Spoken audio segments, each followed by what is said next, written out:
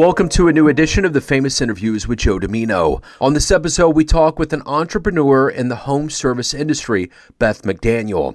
She is the co-founder and president of the award-winning paint and coatings company, Reactive Surfaces, where she also serves as legal counsel. As a partner in the McDaniel and Associates law firm, she specializes in patent and trade secret law.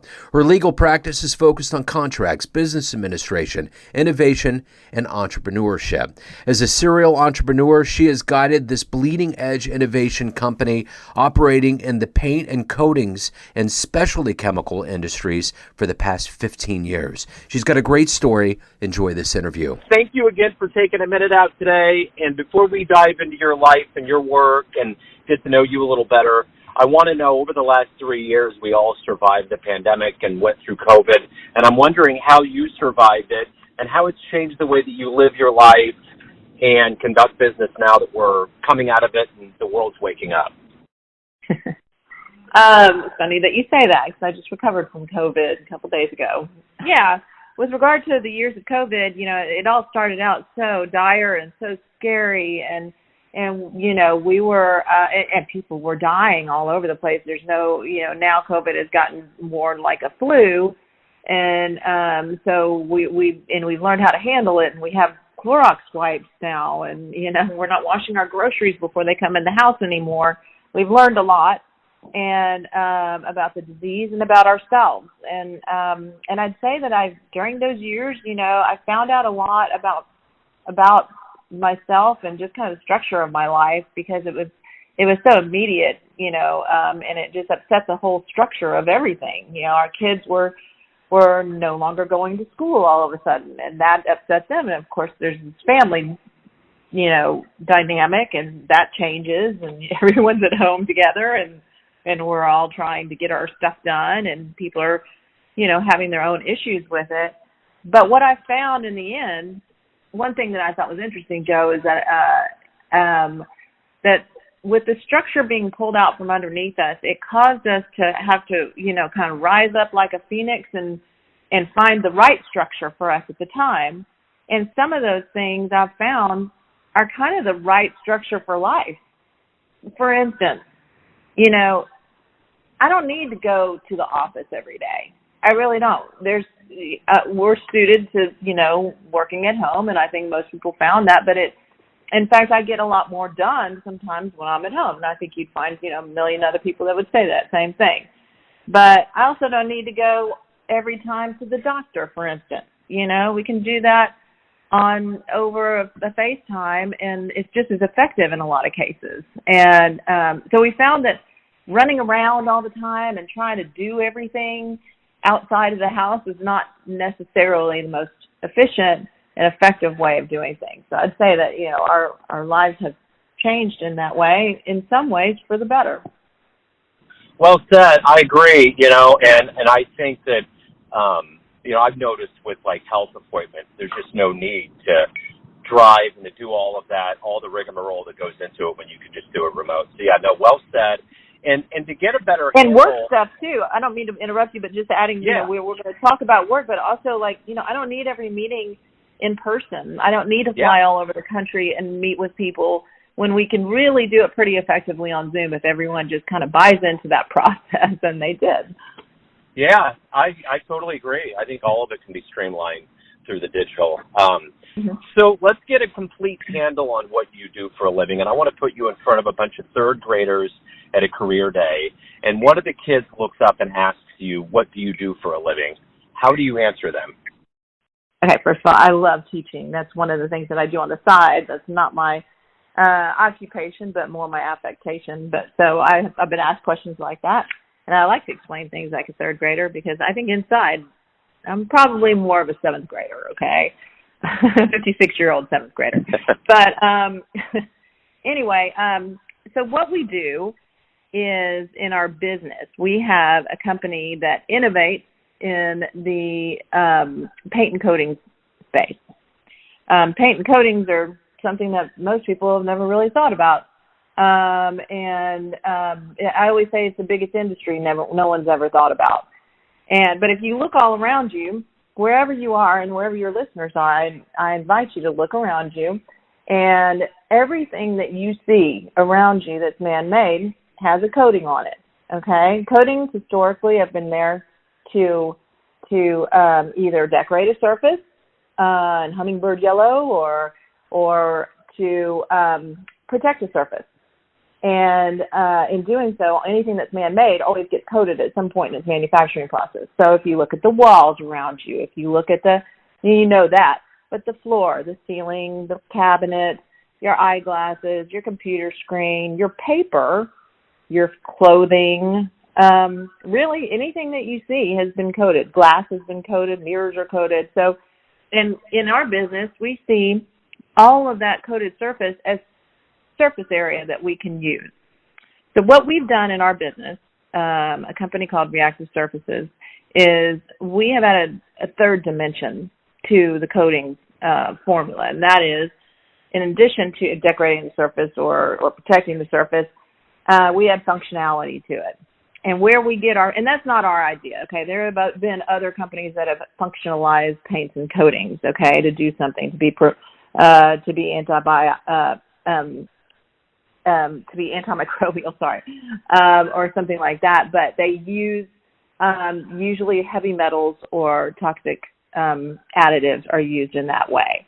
And what we've done is we just pull from nature, and what we did is merge two scientific disciplines, that of biotechnology, pulling from nature things like enzymes and peptides that have some sort of functionality in nature, and merging that with polymer science or material science, which is the paint.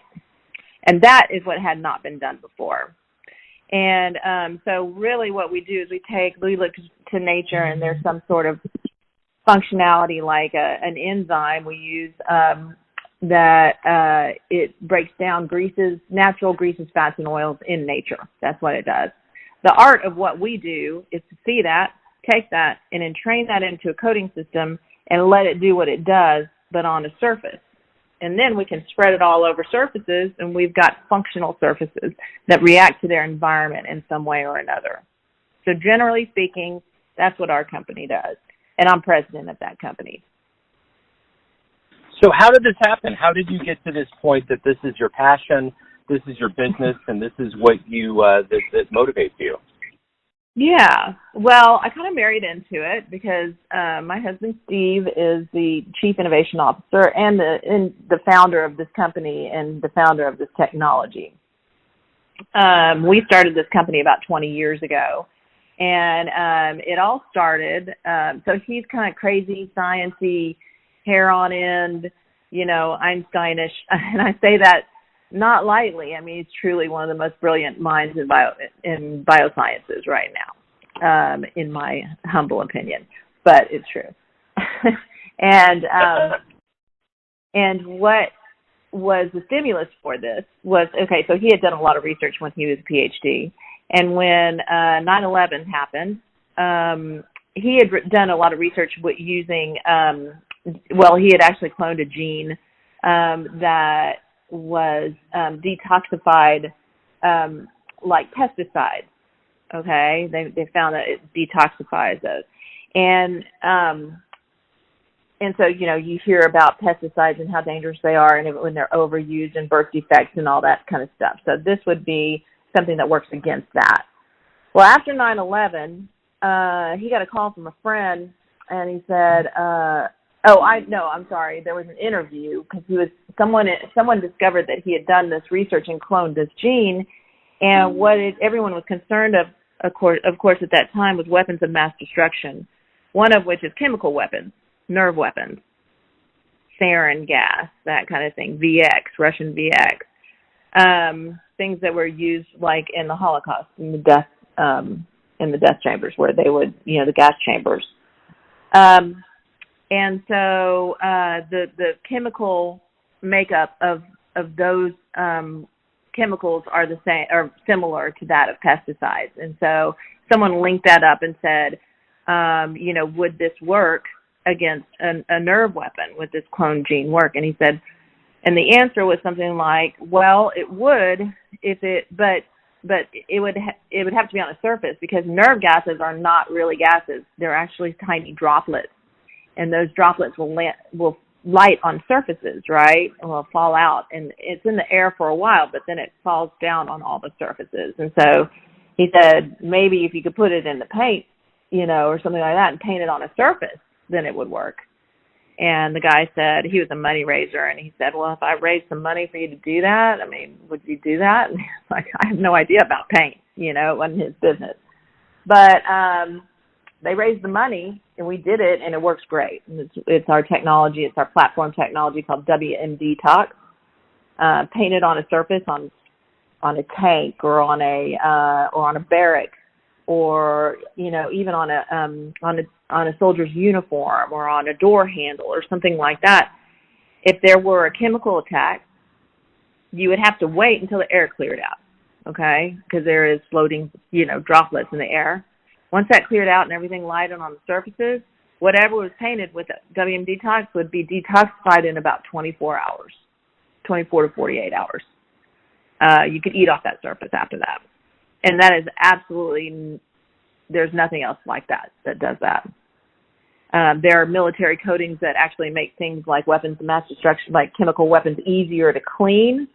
But there's nothing that actually works chemically to change the makeup of it so it's completely detoxified. And that was the genesis of our company. It was built on that. But then we've developed other platform technologies using other biomolecules like peptides, okay? And then I think the reason why we're talking now might be because of interest in our carbon capture coatings, in that case, we took an organism from nature, an algae, not a biomolecule, but an organism, and trained that into a coating system and asked that to do what it does in nature, which is photosynthesize, going back to your third grade biology, or then we remember that what algae and plants and trees do in nature is they pull down carbon dioxide from the atmosphere, and with the help of sunlight and moisture, and then or water, and then they release oxygen and glucose. And so we've taken advantage of that process and put it into a paint, and then we can spread that on whatever surface area we want. Surface area becomes a carbon removal technique. Okay, so let's go back in your life. When you were in the third grade, what did you want to be when you grew up? What was your dream job? That's funny that you say that. My mom used to say that I just wanted to be a kid. I didn't ever really dream of that, but I ended up, my dad was a chemist also, and I didn't really take a great deal of interest in science, but I was more into, English and finance. I ended up studying finance for my undergraduate degree, but I don't know that I was looking at that when I was in third grade. I was more like, I want to be a veterinarian or something like that, like every kid says. And as I got older and got into the work world, that's when I realized maybe, law would be a good place for me. So that's where I got my formal training, was in law school.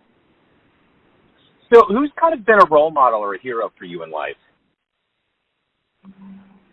A role model or hero. Okay, so, there are so many, but I would say, so I've done a lot of work in human rights, and specifically in genocide prevention and ending genocide.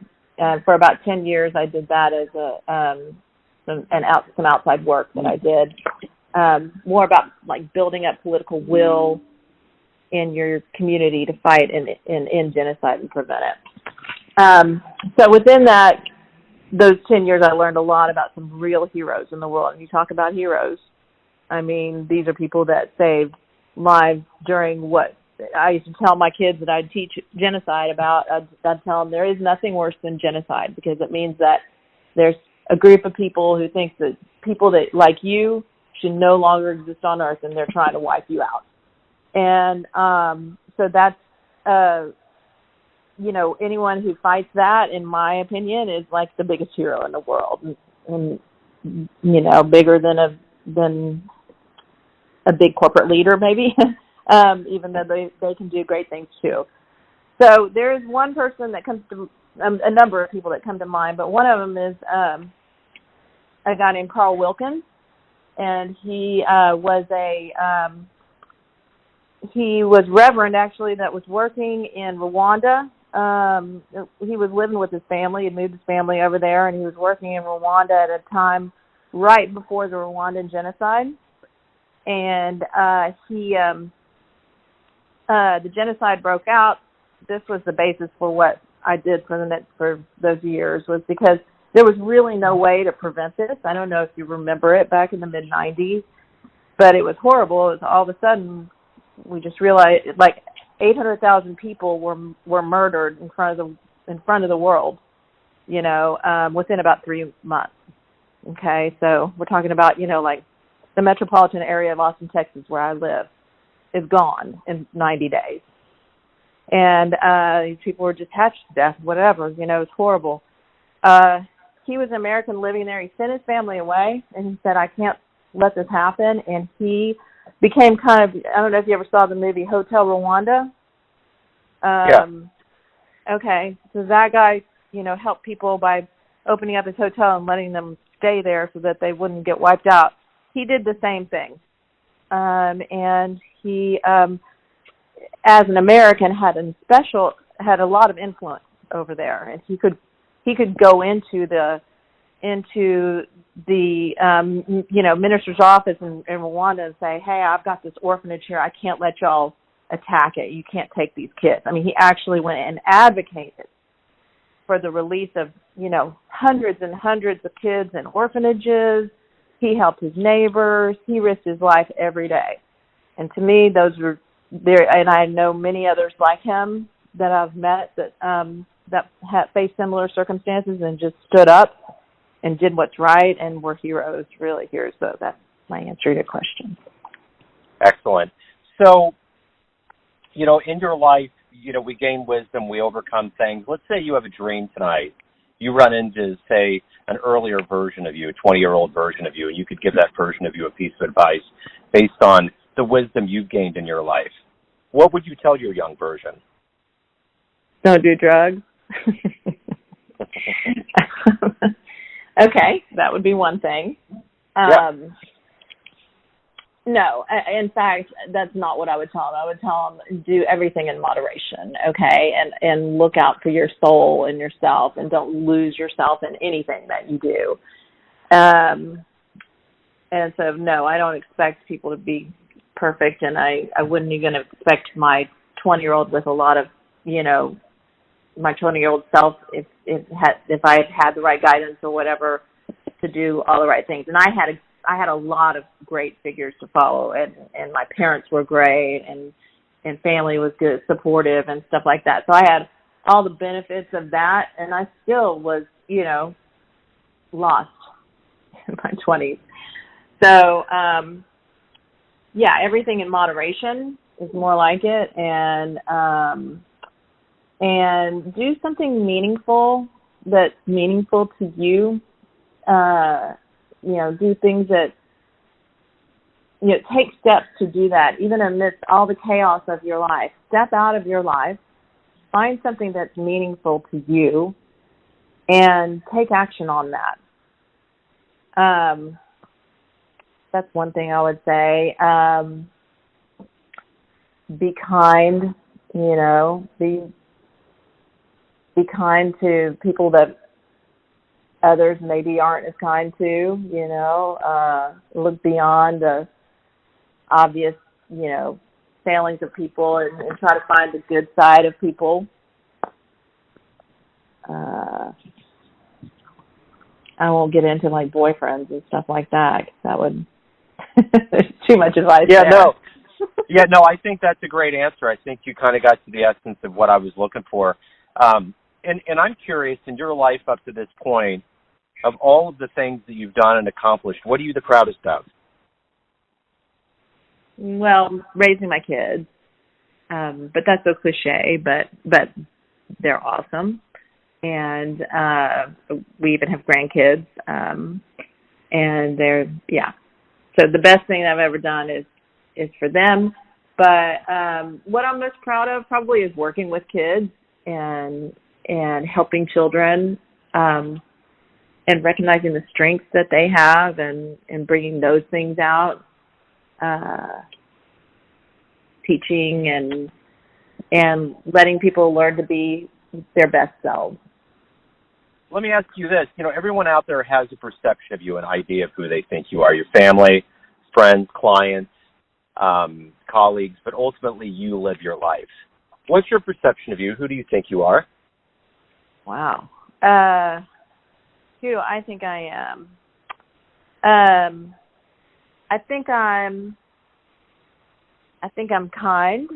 I think I'm smarter than the average bear, probably, but there are so many people so much smarter than me, so I'm good at taking advice and observing and learning from others, no matter who they are, what their age is or what their social status is and all that. I think I'm generous. I think that I believe that no one wins if we all don't survive well and have a good livelihood. So it's not a zero-sum game to me. I really feel strongly about building people up, about building community, so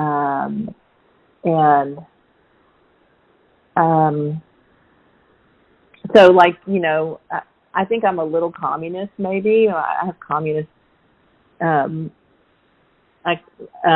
genes. My family goes way back to Russia, and I mean communist in a good sense, like communist, like I don't need to have more than other people. That's the comparison doesn't help me really. I want to lift other people up to where we are. I like having stuff, but I want other people to be equal in that way. So I think I have a sense of fairness and equality. Excellent. Beth, so if anyone out there wants to learn more about your company, about you, anything related to your world, where can they go? Where's the best place? Well, if you want to learn more about our company and our technology, and there's a lot, then you can go to reactivesurfaces.com, and that's reactive surfaces, like the surface of a table, not services.com. That's probably the best thing. I've been doing a lot of, we've been doing a lot of media stuff, so if they want to, but it's mostly related to that, you can find links to that on that side. Excellent. Beth, you said everything was great. There was all kinds of moments of profoundness, and you really got into your life. You did well. Thank you for opening up. I really appreciate the story. Okay, thanks. Thanks for your time. I appreciate it. Thanks for tuning in to another famous interview with Joe Dimino, where we cover the world of art, literature, business, spirituality, music, and more from around the globe. If you want to hear more interviews, visit the Famous Interviews with Joe Dimino channel on YouTube. You can find us on Spotify and Apple Podcasts. Thanks again for listening, and until next time.